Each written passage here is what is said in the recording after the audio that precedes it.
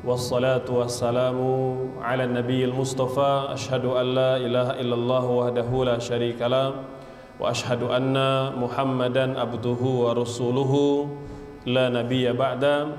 Hadirin hadirat Bapak Ibu yang Allah muliakan, assalamualaikum warahmatullahi wabarakatuh. Alhamdulillah wa syukurulillah wa la hawla wa la quwwata illa billahil aliyil azim. Bapak Ibu sekalian, kajian kita terdahulu membahas seputar jual beli, ya. Meskipun mungkin saya rasa ada beberapa pertanyaan seputar jual beli, mangga nanti bisa ditanyakan kembali kalau ada hal-hal yang belum jelas. Selanjutnya, akad yang juga penting untuk kita pelajari di dalam muamalah adalah akad sewa menyewa. Karena secara umum Bapak Ibu sekalian, akad dalam Islam itu terbagi empat. Secara umum terbagi empat. Ada yang dinamakan al-bai', akad jual beli. Yang kedua ada yang dinamakan akad al-ijarah, sewa menyewa. Kemudian ada pula yang disebut sebagai akad al-mudharabah, bagi hasil dengan beberapa varian atau jenis-jenisnya. Dan yang keempat adalah akad tabarru'. Akad tabarru' ini adalah transaksi sukarela, memberi hadiah, ya, meminjamkan dan lain-lain. Nah, itu masuk pada kategori akad tabarru'. Nah, pada pagi ini pembahasan kita adalah seputar akad al-ijarah, akad sewa menyewa. Saya mulai dengan menjelaskan bahwa kita itu adalah makhluk sosial, Bapak Ibu sekalian. Karena kita tidak bisa hidup sendiri. Banyak sekali kebutuhan-kebutuhan kita sehari-hari itu tidak bisa kita penuhi sendiri. Kita perlu minta bantuan orang lain, baik dengan akad tabarru', ya, meminta tolong ta'awun, atau dalam hal membeli barang atau membeli jasanya. Seperti mana yang diuraikan oleh Habib Hasan bin Ahmad Al-Kaf, ya, dalam buku beliau Taqrirat As-Sadida, beliau mengatakan bahwa al-hikmatu minha annaha laisa likulli ahadin markubun wa sakanun wa khadimun wa ghairu dzalika wa qad yahtaju laha wa la yastati' an yashtariha fa juwizat al-ijara lidzalika, ya. Kata beliau bahwa di antara hikmah dalam kehidupan kita, bahwa tidak setiap orang di antara kita itu memiliki barang sendiri, ya. Apakah itu kendaraan, tempat tinggal, atau mungkin pembantu, ya. Oleh sebab itu kita meminta bantuan kepada orang lain, di antaranya adalah melalui akad sewa menyewa atau membayar jasa. Sewa menyewa, Bapak Ibu sekalian, di dalam Islam itu berbeda dengan pinjam meminjam, ya. Walaupun dalam keseharian kita itu kadangkala nyaris hampir tidak bisa dibedakan. Bahkan kadangkala kita menyamakan antara pinjam meminjam dengan sewa menyewa, gitu, ya. Padahal sewa menyewa, pinjam meminjam ini dua akad yang berbeda, Bapak Ibu. Pinjam meminjam itu secara umum masuk kategori akad tabarru'. Dia sukarela. Karena kalau kita meminjam, kita tidak akan membayar jasa. Orang yang meminjamkan itu tidak akan meminta bayar jasa. Tapi kalau kita meminta bayar jasa, maka dia sudah keluar dari akad pinjam meminjam kepada akad sewa menyewa. Nah, itu yang kita perlu luruskan. Nah, ini kadangkala kalau kita sejak awal sudah berbeda perspektif, itu kadangkala bisa menimbulkan persoalan muamalah di antara kita. Nah, sewa menyewa, Bapak Ibu, di dalam Islam akadnya dinamakan al-ijarah. Al-ijarah namanya akad sewa menyewa.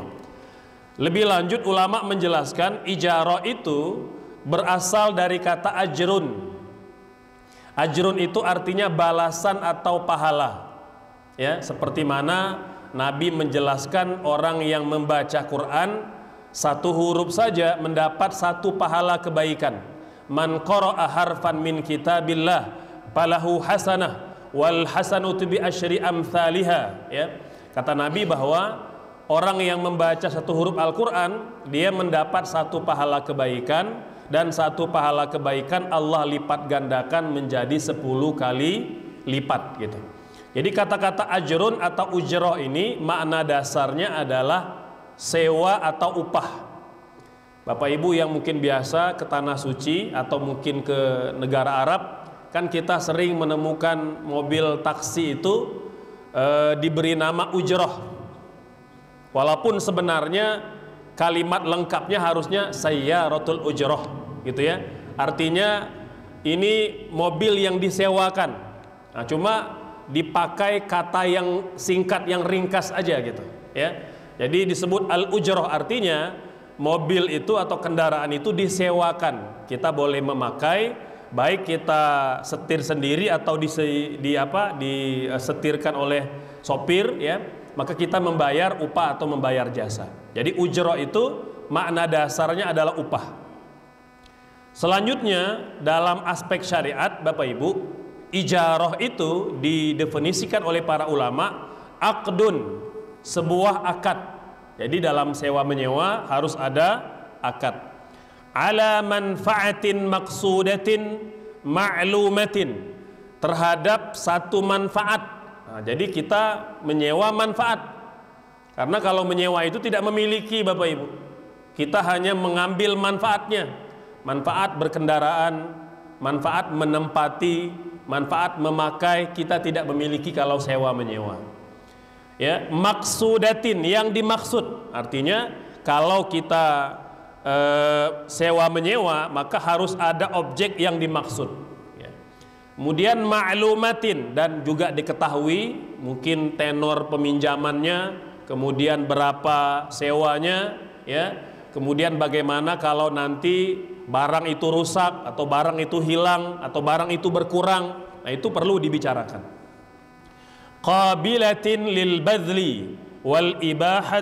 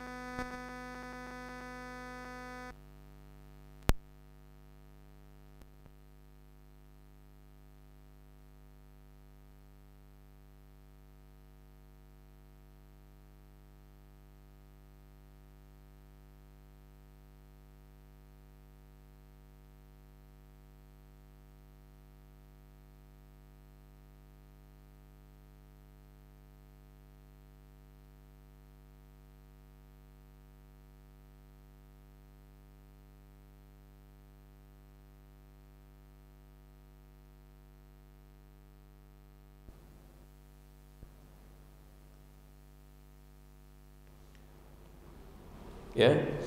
Nah, termasuk Bapak Ibu sekalian, Rasulullah Shallallahu Alaihi Wasallam dulu, ya, itu menyusu dengan Halimatus Sa'diyah yang jasa susuannya dibayar oleh keluarga Nabi. Dibayar oleh keluarga Nabi, walaupun ada sedikit drama waktu itu gitu ya, karena memang biasanya wanita-wanita yang menjual jasa susuan ini kepada bayi-bayi di kota Mekah itu mereka memang menarget anak-anak orang kaya. Jadi mereka berlomba-lomba itu datangi rumah orang kaya, karena ya istri-istri orang kaya ini kadangkala ya tidak mau menyusukan anak mereka atau karena sibuk melayani suami mereka. Nah, Nabi Bapak Ibu itu tidak ada yang mau mengambilnya awalnya, karena mereka tahu Nabi ini anak yatim. Ayahnya sudah wafat sebelum beliau lahir. Maka awalnya tidak ada yang mau mengambil, ya. Sampailah akhirnya di suatu tempat pengasuhan bayi kayak daycare gitu, ya. Maka datanglah wanita-wanita Mekah dari Bani Sa'diyah itu kemudian mendapat sudah bayi masing-masing. Nabi yang belum dapat ibu susu, ya. Halimatus Sa'diyah ini awalnya nggak mau Bapak Ibu, karena dia tahu ya kalau saya ngambil anak ini nanti dibayar pakai apa. Orang tuanya, ayahnya nggak ada gitu. Akhirnya karena sudah tidak ada bayi lagi, semua sudah dapat ibu susu, beliau bawa juga pulang Rasulullah Sallallahu Alaihi Wasallam. Ya, tapi luar biasa justru dengan membawa Nabi, Allah melimpahkan kebaikan kepada keluarganya. Ya, jadi Halimatus Sa'diyah ini dengan suaminya, ini sedikit cerita Bapak Ibu, ya, karena menarik untuk kita ambil pelajaran tentang tema keberkahan. Dia bawa pulang Rasulullah yang masih bayi. Jadi mereka ini sekeluarga Halimatus Sa'diyah itu punya ternak, punya kandang ternak kambing beberapa ekor, itu sudah kurus-kurus dan tidak pernah punya susu, ya, karena tidak banyak yang mereka bisa makan sehingga susu kambingnya pun sedikit, gitu, ya. Nah, pada hari di mana Nabi dibawa pulang Bapak Ibu, ya, nah Halimatus Sa'diyah ini mohon maaf juga punya bayi laki-laki, bayi kandungnya. Jadi dia menyusu 2 orang bayi, bayinya sendiri dan Rasulullah SAW. Nah, Halimatus Sa'diyah juga merasa asinya selama beberapa hari itu kering, nggak ada asi. Tapi hari di mana dia bawa Nabi, tiba-tiba asinya penuh, kambingnya yang di kandang juga berisi susunya. Itu subhanallah. Ya, di antara keberkahan, maka sejak hari itulah rumah Halimatus Sa'diyah dipenuhi keberkahan dan kejutan-kejutan yang luar biasa. Tiba-tiba suami dapat pekerjaan, dapat rezeki, ladang mereka berlimpah, ya. Nah, jadi sampai-sampai Halimatus Sa'diyah itu tidak mau mengembalikan Rasulullah kepada ibunya, ya, karena saking cintanya kepada Rasulullah sampailah terjadi peristiwa pembelahan dada oleh malaikat Jibril, ya, sehingga orang-orang Mekah di Bani Sa'diyah itu membicarakan, ya, Muhammad telah dibunuh, karena mereka menyaksikan sendiri Jibril itu membelek dada Rasul gitu. Sehingga Khadijah pun ketakutan, ya. Kemudian dia akhirnya membawa pulang, menyerahkan Rasul kepada ibunya, ya. Bapak Ibu yang Allah muliakan, itu dalil dari Al-Quran bahwa apabila wanita-wanita itu telah menyusukan anak kalian, maka berikan upahnya. Fa in arda'na lakum fa'atuhunna ujurahunna, gitu. Kemudian dalam surah Al-Qasas ayat 26 Allah berfirman, qalat ihdahuma ya abati istajirhu inna khaira man istajartal qawiyul amin. Nah, ini cerita tentang anak Nabi Syuaib, ya, yang sedang berupaya ngambil air di sumur, ya, tidak bisa karena orang waktu itu kan berdesak-desakan dan pintu sumur itu sangat berat. Belum lagi timba sumurnya juga berat. Jadi anak putri Nabi Syuaib itu tidak mampu. Udah ngantrinya panjang, udah nyampe nggak bisa juga ngangkat timba air tadi. Ada Nabi Musa Bapak Ibu yang waktu itu lari dari Mesir, ya, dikejar oleh Firaun. Kemudian melihat putri Nabi Syuaib kesulitan mengambil air, Nabi Musa langsung inisiatif membuka pintu sumur atau penutup sumur dan menimbakan air sehingga air mereka dapat, gitu. Nah, akhirnya putri Nabi Syuaib mengadukan kepada ayahnya, kata beliau, Ya abati wahai ayahanda istajirhu, tolong sewa itu jasanya Musa. Ya, inna khaira man istajartal qawiyul amin, karena laki-laki ini orang yang kuat dan orang yang amanah gitu ya. Nah, gimana putri Nabi Syuaib bisa tahu Nabi Musa ini kuat dan amanah? Tadi biasanya untuk membuka pintu sumur itu perlu beberapa orang Bapak Ibu. Musa sendirian aja. Timba air itu perlu beberapa orang karena timbanya besar. Musa sendirian mengangkat timba itu. Yang kedua, dia tahu Musa ini amanah, orang yang dapat dipercaya. Dia sangat menjaga pandangan Bapak Ibu. Putri Nabi Syuaib ini orang yang cantik ya. Jadi gadis yang cantik. Maka ketika mereka berangkat membawa air pulang ke rumah gitu ya, itu Nabi Musa tidak pernah mau jalan di belakang mereka. Jadi selalu di depan. Kan biasanya kalau orang di belakang itu pengen mungkin menggoda anak perempuan orang dari belakang gitu. Musa tidak. Dia jalan di belakang. Tapi kan Musa tidak tahu alamat rumahnya Nabi Syuaib. Bagaimana caranya putri Nabi Syuaib menggait Musa di depan agar tidak tersasar? Jadi kalau belok kanan, putri Nabi Syuaib melempar kerikil ke arah kanan. Kalau mau ke kiri, dia melempar kerikil ke arah kiri dari belakang. Jadi Musa tahu, oh kita belok kanan, oh kita belok kiri gitu.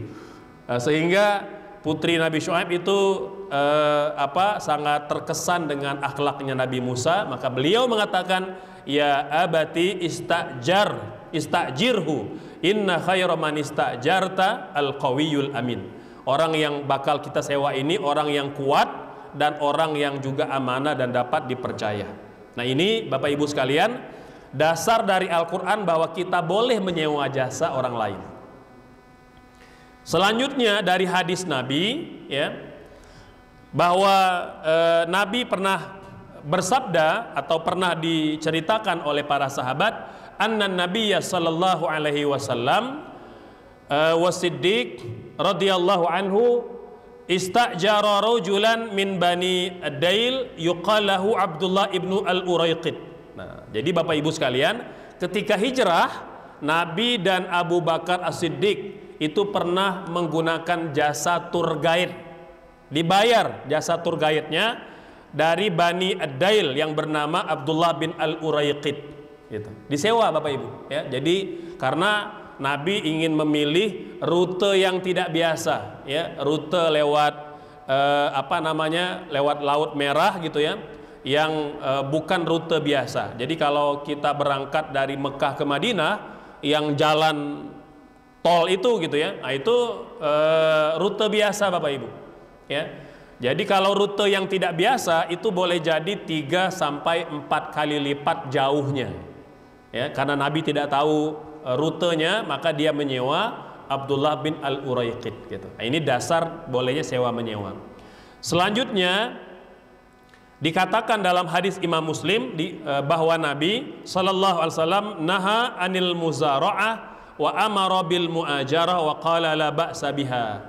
Jadi Nabi juga pernah melarang kegiatan muzara'ah ya di kalangan para sahabat. Lalu Nabi menyarankan untuk menyewakan saja lahan pertanian untuk orang lain, lalu kalian mengambil jasanya. Nah, ini Bapak Ibu dasar-dasar kebolehan kita sewa menyewa. Jadi tidak diragukan lagi, sewa menyewa itu boleh dan halal di dalam Islam. Nah, apa saja rukunnya? Seperti mana ibadah Bapak Ibu, dalam muamalah juga harus ada rukun ya. Jadi kalau ada yang nanya, misalnya tadi malam itu ada yang me-WA, Ustadz, apa hukumnya jual beli online? Katanya ada Ustadz yang mengharamkan jual beli online gitu ya. Nah, jadi kita jawab Bapak Ibu sekalian, ya memang ada sebagian yang berpandangan seperti itu karena bersandar kepada dasar-dasar dalil para ulama tempo dulu ya. Nah, misalnya Imam Syafi'i kan melarang jual beli yang tidak semajlis, yang tidak bertemu antara penjual dengan pembeli. Mengapa? Karena bimbang terjadi manipulasi, tidak bisa melihat barang, maka boleh jadi ada yang dirugikan. Jadi pandangan beliau itu dalam rangka tindakan preventif saja. Nah, hari ini kata ulama, ketika jual beli online itu sudah banyak skema-skema untuk menjaga hak kedua belah pihak. Misalnya kalau di marketplace itu barangnya sudah terkonfirmasi, ya, penjual atau pelapaknya itu sudah juga terverifikasi gitu ya, bahwa dia bukan penjual siluman gitu ya, memang betul-betul ada barangnya, bahkan mungkin ada tokonya gitu ya. Nah, terus nanti ada gambar barang, ada deskripsinya, nah, sehingga semua hal-hal yang sifatnya gharar yang dapat merugikan pembeli itu dapat diminimalisir. Selain itu juga termasuk ketika kita sudah bayar uang, itu kan uang tidak langsung diserahkan kepada penjual, tapi dia mampir dulu. Di mana? Di marketplace, ditahan dulu, di hold dulu. Kalau kita sudah konfirmasi barangnya sudah kita terima sesuai dengan yang digambarkan, baru kita tekan konfirmasi barang telah sampai, baru uang tadi diserahkan kepada penjual. Nah, ini kata ulama, dengan begitu jika terpenuhi semua rukun-rukun dan persyaratan jual beli, maka jual beli itu sah walaupun online. Itu pula yang dipatwakan ulama hari ini, Bapak Ibu. Jadi ada banyak komisi atau badan fatwa ulama dunia yang telah mempatwakan. Contoh seperti Komisi Fatwa atau Darul Ifta Mesir, ada Darul Ifta Yordania, ada Lajnah Daimah Arab Saudi, lalu ada Majelis Ulama Indonesia yang ada di Indonesia. Jadi semua sudah mempatwakan jual beli online itu kalau terpenuhi rukun dan syaratnya halal dan boleh, gitu. Nah, apa rukun dalam sewa menyewa? Yang pertama, Bapak Ibu, ada sigat atau ada keterangan kita mau sewa menyewa. Jangan sampai ngomongnya meminjamkan tapi meminta jasa, gitu ya. Jadi harus jelas. Tetangga minjam mobil, ya kalau minjam berarti tanpa sewa. Kalau kita mau sewa harus ada biaya atau ada nominalnya, gitu ya. Nah, jadi itu Bapak Ibu sekalian berkaitan dengan sigat, artinya harus ada kalimat atau keterangan menunjukkan akad yang mau kita lakukan adalah akad sewa menyewa, agar tidak salah paham. Yang kedua, ada ujrohnya, ada ongkosnya, jelas ongkosnya ada, gitu ya. Yang ketiga, ada manfaatnya, mobil, motor, sepeda atau perabot rumah tangga, itu harus ada manfaat. Yang keempat, ada pihak yang menyewakan atau mukri atau mu'jir. Yang kelima, ada mustajir, pihak yang menyewa. Nah, ini kalau rukunnya terpenuhi, maka sahlah sebuah akad sewa menyewa. Nah, Bapak Ibu sekalian, dalam sigat atau akad sewa menyewa, di dalam ijarah itu juga diisyaratkan sigat dari pihak penyewa dan pihak yang menyewakan dengan bentuk kata-kata yang menunjukkan transaksi sewa menyewa.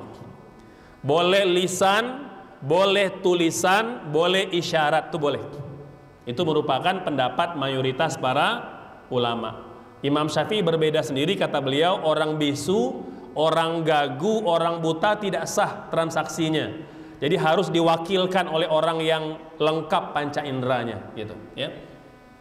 Kemudian berkaitan dengan upah atau ongkos, ya, ini harus diketahui baik dengan langsung dilihat atau disebutkan kriterianya. Bapak nyewa saya sebagai tukang sehari kalau 7 jam ya sekitar 200 sampai 300 ribu. Itu begitu dijelaskan, ya. Taksinya pakai argo, ya.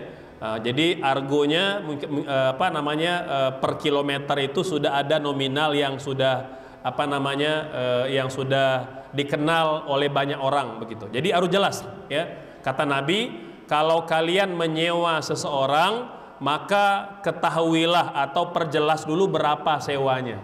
Jadi nggak boleh itu misalnya udah pokoknya saya pakai dulu jasanya, nanti sewa kita bicarakan di belakang, itu nggak boleh, Bapak Ibu.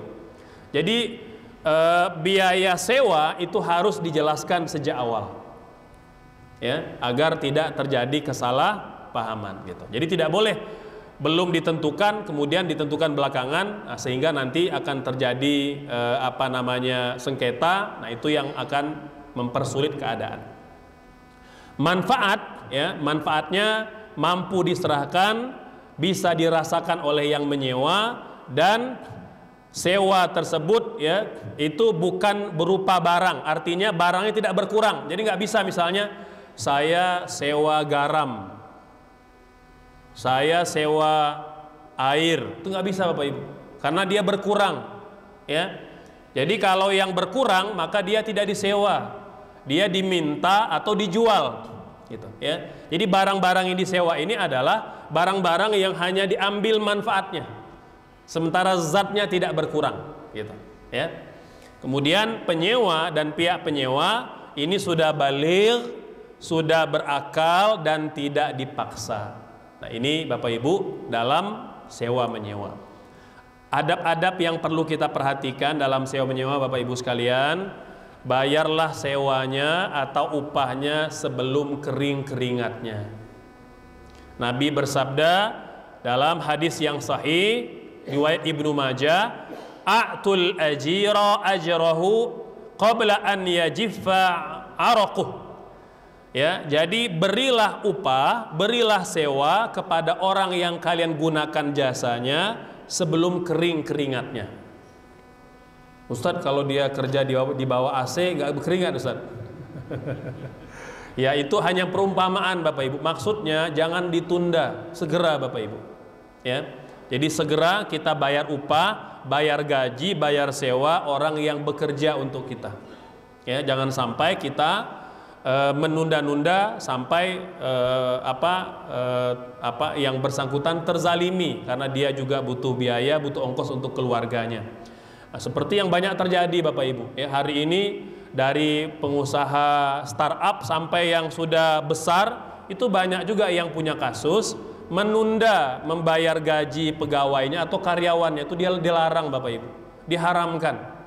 Kalau kita punya keadaan tertentu yang darurat, ya, mungkin terkendala dana, kita minta maaf, ya, kita kumpulkan pegawai kita, karyawan kita, sampaikan permohonan maaf, ya, Akang Teteh sekalian, ya, saya mengalami kesulitan ekonomi akhir-akhir ini, jika berkenan mohon dihalalkan, mohon dimaafkan jika gajinya mungkin saya tunda 1 atau 2 bulan ke depan, dan berkomitmen akan dibayar, jangan sampai tidak dibayar Bapak Ibu, ya.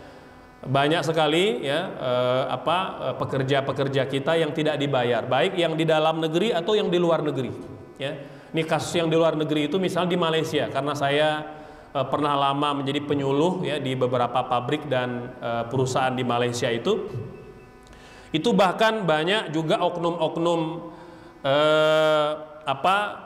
pemilik pabrik itu yang tidak hanya tidak membayar Bapak Ibu, bahkan menzolimi gitu. Kan kita banyak TKI TKW kita yang kadang-kala karena kurang pendidikan itu polos-polos aja. Paspornya itu kan identitas penting di luar negeri, diserahkan kepada majikannya. Paspor diserahkan, nanti katanya supaya pegawai atau pekerja tidak lari gitu, ya. Paspor diserahkan, nanti dijanji akan diberi gaji tiap bulan gitu, ya. Nah, kemudian nanti, ya kan, karena dia belum punya izin dan belum diproses izinnya, kan itu ilegal. Karena bertempat tinggal di negara orang lebih dari batas waktu yang diizinkan gitu, ya. Nah, kemudian 3 bulan, 4 bulan sampai setahun gaji tidak dibayar Bapak Ibu, ya. Ini paspor dipegang majikan. Majikan yang nakal ini dengan beberapa oknum itu nelpon polisi. Mbak polisi, di sini ada pendatang ilegal, silakan diringkus gitu. Jadi pabriknya tidak bayar gaji, dia hanya ngasih beberapa ribu ringgit kepada oknum-oknum tertentu, maka dia selama tidak bayar gaji, yang pekerjaannya itu diringkus atau dibawa ke penjara. Itu banyak yang begitu Bapak Ibu sekalian kasusnya, ya. Maka alhamdulillah ini semoga tidak terjadi di negara kita, ya, pekerja-pekerja yang justru tidak semata-mata tidak dibayar gaji tapi juga dizalimi oleh majikannya. Selanjutnya, jangan tunda pembayaran upah. Kata Nabi, matlul ghani zulmun, ya, menunda membayar upah, membayar hutang, membayar kewajiban kita, padahal kita mampu, itu adalah kezaliman. Gitu. Bahkan Bapak Ibu sekalian, orang yang seperti ini termasuk yang akan dimusuhi Nabi pada hari kiamat. Dalam hadis yang sahih kata Nabi, "Thalathatun ana khosmuhum yaumal qiyamah." Ada 3 orang yang aku musuhi kelak pada hari kiamat. Yang pertama, rajulun a'ta, ya, a'ta bi thumma ghadara, ya. Orang yang pertama adalah orang yang berjanji dengan namaku lalu dia melanggar janjinya. Ini orang yang pertama dimusuhi Nabi. Yang kedua, rajulun ba'ahurran fa'akala thamana. Yang kedua, orang yang menjual orang yang merdeka. Dulu memang ada Bapak Ibu oknum, ya, atau beberapa orang di masa Nabi itu yang suka menjual orang lain. Kan dulu ada budak, ya. Kalau budak kan dulu memang dihapus secara bertahap. Nah, budak itu kan diperjualbelikan. Nah, ini ada orang merdeka dijual. Contoh, ya, itu ada di kalangan orang Arab, dia bawa teman 2 orang ke pasar, janjinya mau jalan-jalan, mau neraktir makan gitu. Nyampe di pasar, 2 orang teman yang merdeka ini dijual di pasar budak, Bapak Ibu. Ya, dia mengatakan kepada temannya, itu 2 orang itu budak saya jual dengan harga sekian. Itu dulu sering terjadi. Jadi menjual sahabatnya sendiri, gitu, ya. Nah, kata Nabi, orang yang seperti ini juga dimusuhi oleh Nabi pada hari kiamat. Dan yang terakhir, rajulun istajara ajiran fastaufa minhu walam yu'ti ajrah. Orang yang menyewa pekerja, pekerja itu sudah mengerjakan pekerjaannya, ya, tapi sewanya atau bayarannya belum diberi oleh yang menyewa. Ini termasuk 3 orang yang dimusuhi Nabi pada hari kiamat. Hadirin Bapak Ibu yang Allah muliakan, demikian penjelasan dalam seputar akad sewa menyewa. Semoga memberikan pencerahan. Mangga, mungkin barangkali ada pertanyaan, kita persilakan.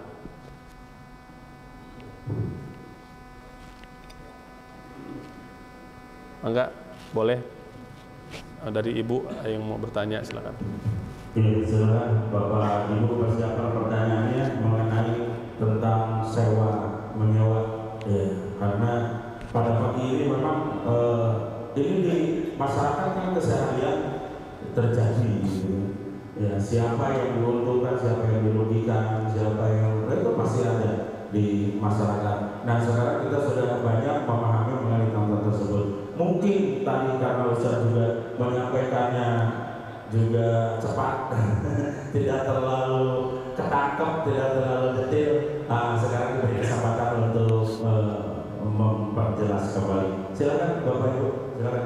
Mangga dari Ibu sebelah. Oh iya, Bapak dulu ya. Ya, silakan Pak Aris.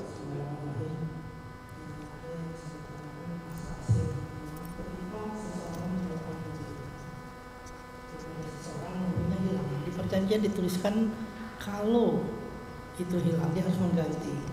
Tapi satu sisi pemilik mobil dia mengasuransikan, jadi 2 itu. Oke.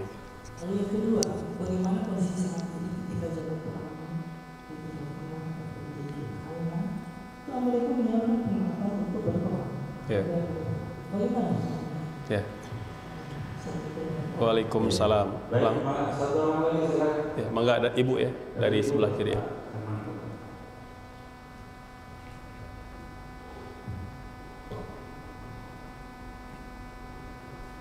Terima kasih. Assalamualaikum warahmatullahi wabarakatuh. Waalaikumsalam. Ini Pak Ustadz, kalau langsung mendarat sawah, ada yang setahun 2 kali dan ada yang setahun 3 kali. Nah, persis sawah ini langsung yang 2 kalinya sudah digarap dan dia langsung jalan kaki pada 2 kali setahun 3 kali dan ketiganya. Nah, ini hasilnya apakah langsung yang punya sawah ini dapat dari hasil yang ketiga ini atau bagaimana menurut Pak Ustadz? Ya. Terima kasih. Ya. Assalamualaikum warahmatullahi wabarakatuh. Waalaikumsalam. Ya. Ya, baik. Yang pertama, ada orang yang menyewakan mobil ya kepada pengendara, memberikan catatan bahwa kalau rusak diganti gitu ya. Di waktu yang sama juga pemilik mobil mengasuransi kendaraan. Bapak Ibu sekalian, Nabi bersabda, al-muslimuna ala syurutihim. Orang Islam itu kalau bertransaksi, mereka boleh menetapkan klausul-klausul kesepakatan di antara mereka, ya, selama tidak mengharamkan yang halal dan menghalalkan yang haram. Jadi prinsip dasarnya boleh, Bapak, ya, selama memang yang menyewa setuju. Kalau dia tidak setuju ya tidak apa-apa, nggak ada masalah. Jadi boleh. Jadi kebaikan yang dia dapat dari asuransi dan kebaikan pula yang dia dapat dari kemungkinan kalau barang yang disewa itu rusak, itu boleh Bapak Ibu sekalian, ya. Terutama kan karena kan asuransi kan tidak mengcover semuanya. Kadangkala ya kalau dia mengcover kehilangan aja, total loss, ada yang hanya sebagian gitu. Maka ketika terjadi transaksi, pemilik kendaraan atau pemilik aset itu boleh menetapkan klausul-klausul. Yang menyewa tinggal menilai saja, saya setuju atau tidak. Kalau dia tidak setuju, maka dari awal dia tidak lanjutkan. Kalau dia lanjutkan, artinya dia setuju gitu. Ini prinsip di alam akad sewa menyewa. Dan Bapak Ibu sekalian, termasuk kalau barang itu hilang atau kalau barang itu misalnya rusak gitu ya, itu dibikin kesepakatan. Kata Nabi, silakan buat kesepakatan selama tidak mengharamkan yang halal atau menghalalkan yang haram. Itu begitu Bapak. Semoga jelas ya untuk poin yang pertama.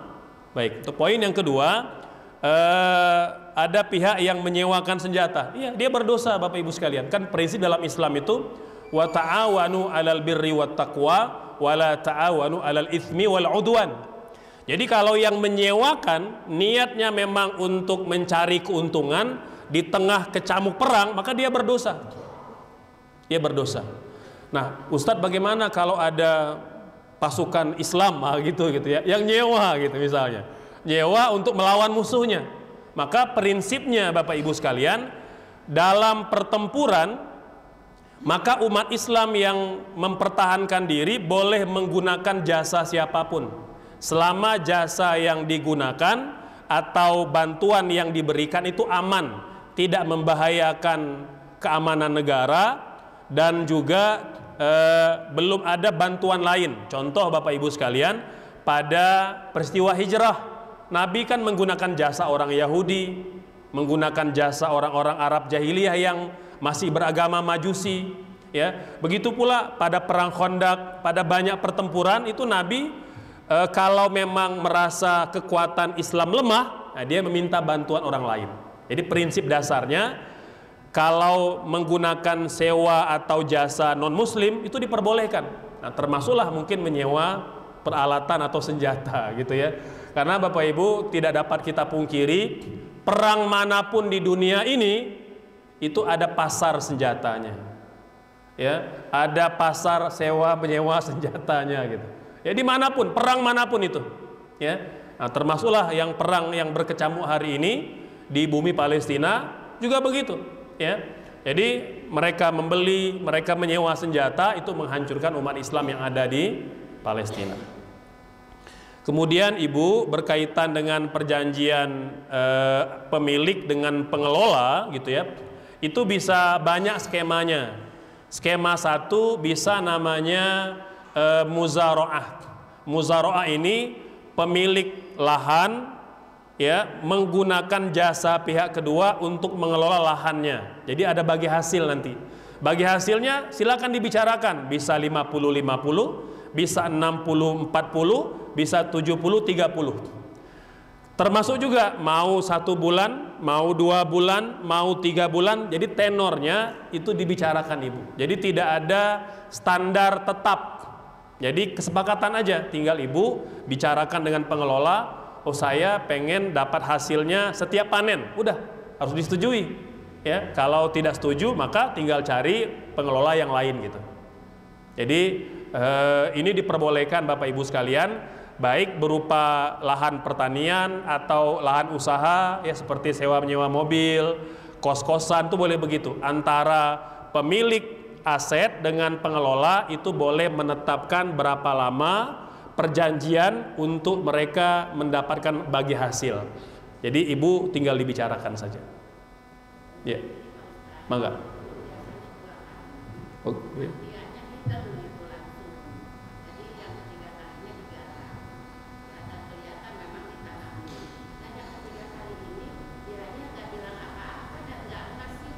Oke. Ya. Iya, baik. Nah, itu Bapak Ibu sekalian, makanya antara kita dengan pengelola itu harus ada trust, ya. Terbuka, jujur dan tidak culas, Bapak Ibu. Ya. Kan tadi Nabi melarang itu. Ada orang membuat komitmen, membuat janji, tapi dia memanipulasi. Dia culas dalam bekerja, sama begitu. Ya. Itu sama juga seperti oknum, ya, tidak semua gitu. Walaupun banyak, ya. Kan kemarin kita lagi curhat bicara seputar tukang, ya, profesi seorang tukang gitu, ya. Jadi teman saya ini berkesimpulan tidak ada tukang yang jujur katanya. Saya sudah bertahun-tahun gitu katanya, belum pernah menemukan tukang yang jujur. Kalau ada rata-rata cepat meninggalnya gitu katanya. Maksudnya ya sudah cepat hilang, langka gitu, ya. Jadi Bapak Ibu sekalian, sebenarnya kan kalau kita berpikir bahwa uang yang kita dapat itu kan bukan semata-mata soal besar kecilnya, tapi cara mendapatkannya. Kalau cara dapatnya halal, dia pasti mencukupi semua keperluan kita, ya, membuat kita akan mudah qanaah menerima. Tapi kalau caranya tidak halal, itu tidak pernah cukup walaupun banyak, gitu, ya. Maka saya nasihatkan kepada siapapun yang terlibat mengelola lahan bersama, jujurlah, gitu, ya. Kita mungkin boleh memanipulasi yang punya lahan, yang punya aset mungkin tidak tahu, ya, tapi Allah tahu. Kita bawa pulang rezeki yang tidak halal menjadi darah daging anak-anak dan keluarga kita, maka tidak mendatangkan keberkahan, gitu. Nah, ini yang harus kita hindari. Demikian Ibu, ya. Baik, Ustaz, mudah-mudahan tidak puas karena dalam keseharian hal segitu memang banyak, ya. Tetapi tadi mungkin kalau dalam sewa yang seperti itu kayak sawah atau apa, mungkin lebih bagus dibatasi waktu, ya saja. 3 tahun, mau buat 3 kali panennya, kalau udah mungkin bisa begitu, ya. Tetapi kalau dalam hal yang lain memang tidak bisa seperti itu. Baik, masih ada kesempatan Pak Haji Yusuf selanjutnya. Terima kasih Ustaz. Mangga. Waalaikumsalam. Yang punya hak menyewakan dan yang menyewa itu seperti apa salah? Sebagai contoh, apakah pemerintah menyewakan suatu area misalnya pulau, dan kepada siapa menyewakannya? Ya. Perusahaan atau pada suatu pemerintahan lain, Ya. atau menyewakan barang tambang misalnya yang tahu, atau asuransi PIK perumahan tindak. Ya. Ya. Bapak Ibu sekalian, bumi, air, laut itu milik Allah. Semuanya diberikan untuk umat manusia. Ya, jadi apapun yang ada di bawah bumi Indonesia, di dalam lautnya, di udaranya, itu milik rakyat Indonesia. Pemerintah itu hanya mengelola, Bapak Ibu, ya. Pemerintah hanya mengelola, gitu, ya. Nah, dalam pengelolaan sejatinya memang negara itu perlu memperhatikan kesejahteraan rakyat, gitu, ya. Maka dibuat regulasi, ya, agar teratur, agar tidak terjadi sengketa. Walaupun memang bumi itu milik Allah, diberikan untuk sepenuh-penuhnya kemakmuran rakyat, kan tidak lantas semuanya bisa berebut, gitu, ya. Nanti ada orang mengaku itu pulau saya, itu tanah saya, kan nggak bisa begitu. Makanya perlu diatur dalam regulasi. Maka prinsip dasarnya Bapak Ibu sekalian, di dalam mengelola kekayaan ini, pemerintah itu harus adil, ya, harus adil, dan tujuan utamanya adalah mensejahterakan rakyat. Kan kita tahu Bapak Ibu, di antara negara Islam di dunia ini yang cukup baik, ya, dalam mengelola kekayaan alamnya adalah negara Oman, Bapak Ibu.